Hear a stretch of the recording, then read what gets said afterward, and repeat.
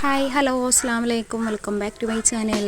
അപ്പോൾ എന്തൊക്കെയാണ് വിശേഷങ്ങൾ? എല്ലാവരും സുഖമായിരിക്കുന്നല്ലോ. അപ്പോൾ നമുക്ക് ഇന്നൊരു അടിപൊളി വളരെ എളുപ്പത്തിലും വളരെ കുറച്ച് ഇൻഗ്രീഡിയൻസും കൂടിയിട്ടുള്ളൊരു മുട്ട റോസ്റ്റാണ് കേട്ടോ. നല്ല ടേസ്റ്റി ആയിട്ടുള്ള മുട്ട റോസ്റ്റാണ്. അപ്പോൾ നമുക്ക് ചപ്പാത്തിയുടെ കൂടെയും ചോറിൻ്റെ കൂടെ ഒക്കെ കഴിക്കാൻ പറ്റിയതാണ്. അപ്പോൾ ഇതെങ്ങനെ റെഡിയാക്കണമെന്ന് നോക്കാം. അപ്പോൾ ആദ്യം എല്ലാവരും വീഡിയോ സ്കിപ്പ് ചെയ്യാതെ തന്നെ കാണാം കേട്ടോ. അങ്ങനെ ഞാൻ ഒരു ചട്ടി അടുപ്പത്ത് വെച്ചിട്ടുണ്ട്. ചട്ടിയിലാണ് കേട്ടോ റെഡിയാക്കി എടുക്കുന്നത്. അപ്പോൾ നമ്മൾ വെളിച്ചെണ്ണയാണ് കേട്ടോ ഒഴിച്ച് കൊടുക്കുന്നത്. അപ്പോൾ ഒരു 3 ടേബിൾ സ്പൂൺ വെളിച്ചെണ്ണ ഒഴിച്ച് കൊടുത്തിട്ടുണ്ട്. ആ വെളിച്ചെണ്ണയിലേക്ക് നമുക്ക് ആവശ്യത്തിന് സബോള ഇട്ട് കൊടുക്കാം. സബോള ഞാൻ ചെറുതായിട്ട് അരിഞ്ഞത് ഒരു 3 സബോള എടുത്തിട്ടുണ്ട് കേട്ടോ. അപ്പോൾ മീഡിയം സൈസുള്ള സബോളയാണ്. അതിലേക്ക് ഞാൻ ഒരു പച്ചമുളക് ഇട്ട്, നല്ല എരിവുള്ള പച്ചമുളകാണ്, അതൊരെണ്ണം നടുവ് കീറിയിട്ട് അതും കൂടി ഇട്ട് കൊടുക്കുന്നുണ്ട്. പിന്നെ നമുക്ക് നല്ല രീതിയിൽ തന്നെ വഴറ്റിയെടുക്കാം കേട്ടോ. അപ്പോൾ ഒരു മെറൂൺ കളറാവുന്ന സമയം വരെ നമുക്ക് നല്ല രീതിയിൽ തന്നെ വാട്ടിയെടുക്കണേ.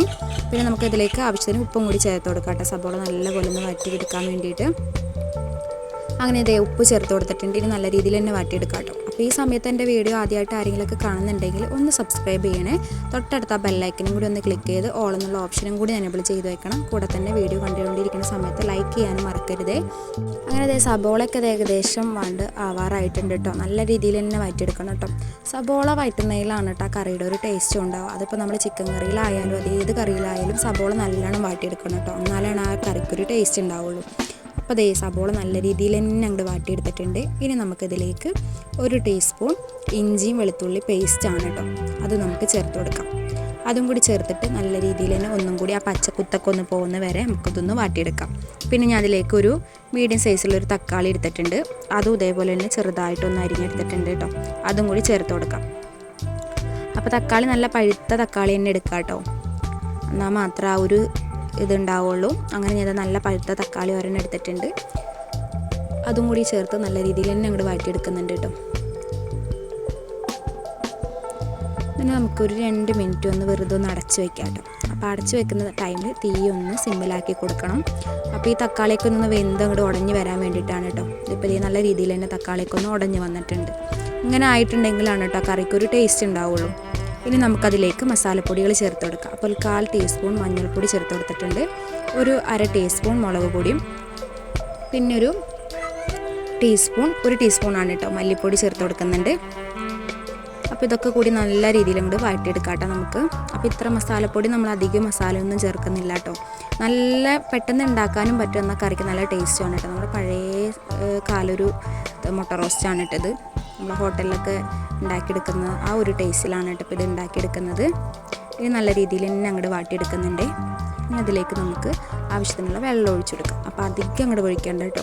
ഈ മസാലയൊക്കെ ഒന്ന് സെറ്റായി വരാൻ വേണ്ടിയിട്ടുള്ളൊരു മാത്രം വെള്ളം ഇടുന്നത്. റോസ്റ്റാണല്ലോ, കറിയല്ലല്ലോ. അപ്പോൾ അതിലേക്കുള്ള വെള്ളം മാത്രം. അപ്പോൾ ഞാനൊരു 1/4 ഗ്ലാസ് വെള്ളം മാത്രമാണ് കേട്ടോ ഇതിൽ ആഡ് ചെയ്ത് കൊടുത്തിട്ടുള്ളത്.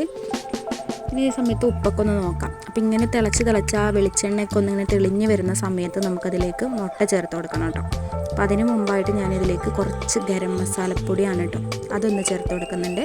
പിന്നെ കുറച്ച് കറിവേപ്പിലയും കൂടി ചേർത്ത് കൊടുക്കുന്നുണ്ട് കേട്ടോ. ഇനി നല്ലപോലെ ഒന്ന് മിക്സ് ചെയ്തതിന് ശേഷമാണ് ഞങ്ങളിതിലേക്ക് മുട്ട ചേർത്ത് കൊടുക്കുന്നത്. അപ്പോൾ മുട്ട ഞാൻ 2 ഭാഗത്ത് ചെറിയ വര ഇട്ട് കൊടുത്തിട്ടുണ്ട് കേട്ടോ. നമ്മൾ മീനൊക്കെ പൊരിക്കുന്ന സമയത്ത് വരയില്ലേ, അതുപോലെ മുട്ടയിലൊന്ന് വരഞ്ഞിട്ടിട്ടുണ്ട്. അപ്പോൾ ഇത് എണ്ണയൊക്കെ നല്ലപോലെ തെളിഞ്ഞ് വന്നിട്ടുണ്ട്. ഇനി നമുക്കതിലേക്ക് മുട്ട ചേർത്ത് കൊടുക്കാം കേട്ടോ. അപ്പോൾ നമുക്ക് വേണമെങ്കിൽ പീസാക്കി ഇട്ട് കൊടുക്കാം. അപ്പോൾ ഞാനിപ്പോൾ ഒരു ഭംഗിക്കും ഒക്കെ വേണ്ടിയിട്ട് ഇങ്ങനെയാണ് ഇട്ടിട്ടുള്ളത്. അതിനൊരു 5 മുട്ട ഞാനിപ്പോൾ പുഴുങ്ങിയെടുത്തിട്ടുള്ളത് കേട്ടോ.